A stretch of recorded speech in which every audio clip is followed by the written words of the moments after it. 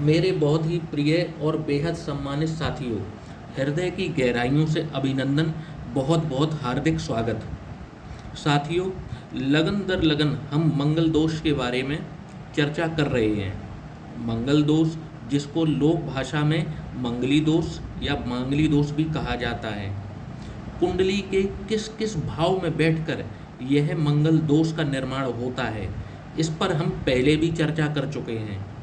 आप लोगों के बहुत बड़ी संख्या में हमें कमेंट प्राप्त हुए थे कि प्रत्येक लग्न के बारे में मंगली, जो कि 5 स्थानों पर निर्मित होता है, उसके अलग अलग लग्न में क्या प्रभाव होते हैं। उसी अनुरोध पर हमने आज यह श्रृंखला का पहला पड़ाव प्रारंभ किया है और आज हम बात करने जा रहे हैं मिथुन लग्न के जातक या जातिका के बारे में कि कब मंगल दोष का निर्माण होता है और कब यह विशेष मंगल दोष कौन सी परिस्थितियों को पैदा करता है।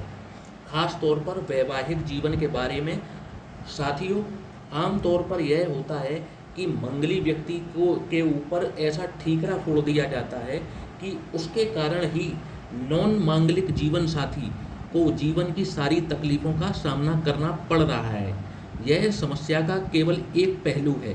दूसरा पहलू यह भी है कि मंगली व्यक्ति भी स्वयं कई ऐसी समस्याओं का सामना करता है अगर वह नॉन मांगलिक व्यक्ति से विवाह करें। बहुत सी बार बिना कुंडली मिलाए विवाह करना पड़ जाता है और विवाह के बाद हमें यह पता लगता है कि हम मंगली हैं, तो क्या उपाय किया जा सकता है, इस पर भी हम चर्चा करेंगे।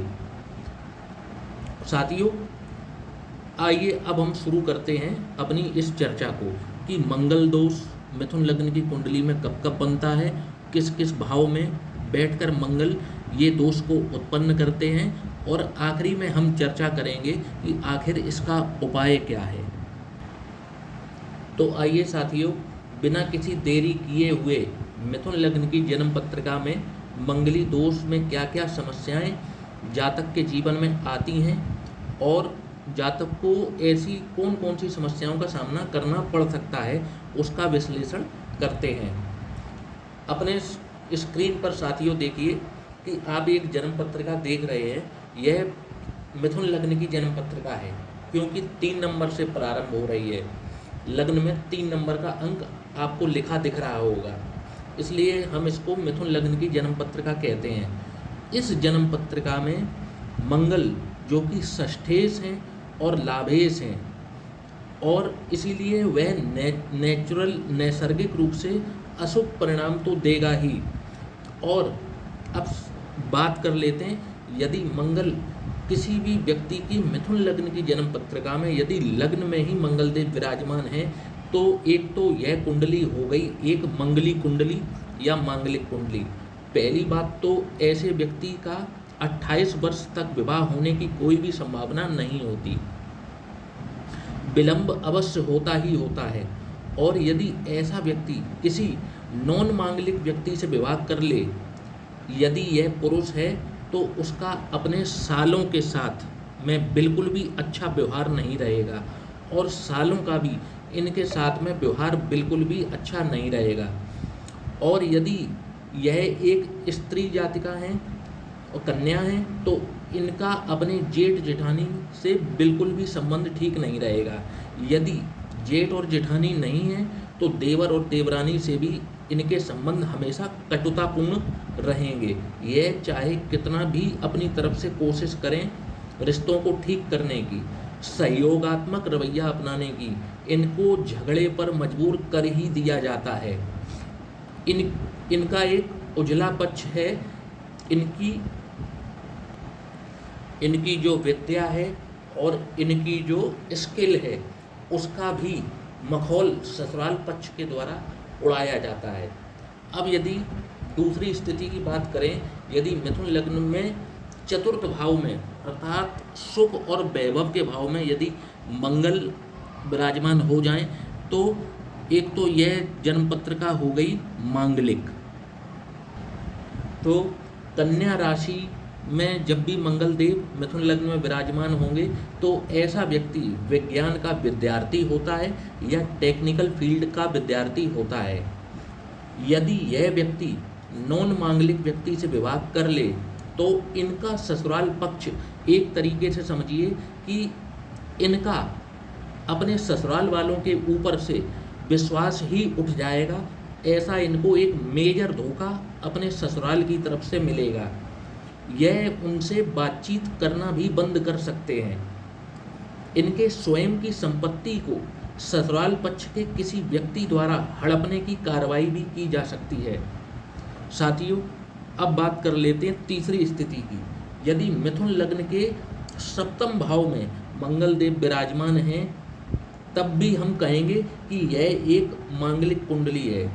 यदि एक नॉन मांगलिक व्यक्ति से विवाह कर लेते हैं ऐसे जातक, तो इनका जीवन साथी अनावश्यक, जहाँ पर गुस्सा किया भी नहीं जाना चाहिए, इसलिए हम कह रहे हैं कि अनावश्यक, तो अनावश्यक स्थान पर भी गुस्सा करेगा, सार्वजनिक रूप से अपने साथी को अपमान देगा, अपमान करेगा, और अपमान करने से जरा तनिक भी बिल्कुल भी गुरेज नहीं होगा उसको।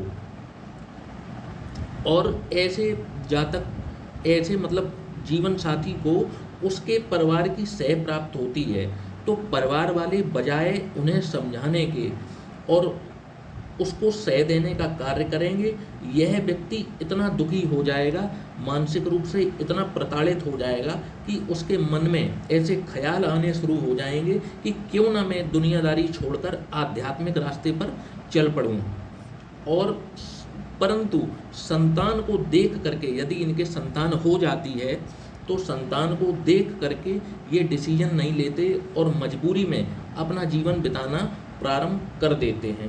तो यदि सप्तम भाव में मंगल अगर धनु राशि के होकर मिथुन लग्न में विराजमान हैं, तो ऐसे सिम्टम्स देखने को मिल सकते हैं। अब बात कर लेते हैं कि यदि मिथुन लग्न में जो चौथी स्थिति बन रही है, तो वो है मंगल यदि अष्टम भाव में विराजमान हो जाते हैं, तो कैसा परिणाम देखने को मिल सकता है। तो साथियों, जब भी मिथुन लग्न में मंगल अष्टम भाव में, जो कि एक त्रिक स्थान है, जब भी विराजमान होंगे, तो यहाँ पर मंगल उच्च राशि के हो जाएंगे और विवाह में इनके भी देरी होगी। और यदि यह जातक भी किसी नॉन मांगलिक व्यक्ति से विवाह कर लेता है, तो दाम्पत्य जीवन में इनको सिवाय कटुता के और कुछ भी प्राप्त नहीं होगा। समय समय पर इनको ससुराल पक्ष से भी प्रताड़ना और अपमान मिलने की पूरी संभावना बन जाती है। अब यदि मंगल की ये आखिरी स्थिति है कि मंगल यदि द्वादश भाव में विराजमान हो जाएं, तो कैसा परिणाम देखने को मिलेगा। अब साथियों, यदि द्वादश भाव में किसी व्यक्ति की, मिथुन लग्न की जातक की द्वादश भाव में जब भी मंगल देव विराजमान होंगे, तो ऐसा व्यक्ति मूडी किस्म का व्यक्ति होता है। उसको जब जो इच्छा है वही कार्य करता है। कभी भी कोई भी कार्य वह मजबूरी में करना पसंद नहीं करता है। अगर ऐसे मूडी व्यक्ति की नॉन मांगलिक व्यक्ति से विवाह हो जाता है, तो उसको पूरा अपना चरित्र जो है वो बदलना पड़ता है मजबूरी वाइज, और इसी वजह से अपनी वो पूरी पर्सनैलिटी उसको बदलनी पड़ जाती है और वह व्यक्ति एडजस्ट नहीं कर पाता।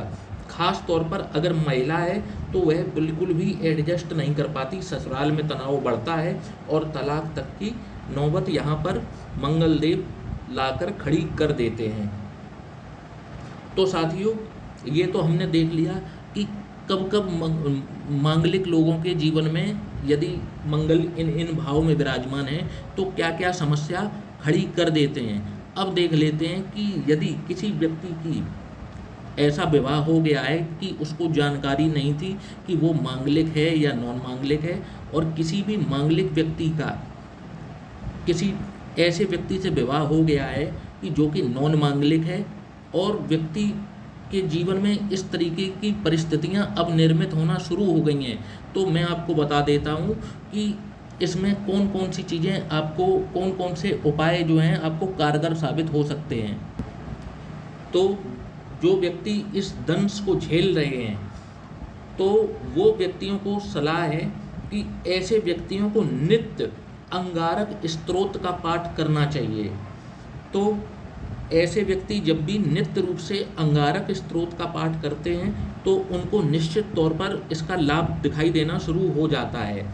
और अभी यदि आपका विवाह नहीं हुआ है तो आप खुशकिस्मत हैं, जरूर अपनी कुंडली मिलान करके ही विवाह करें।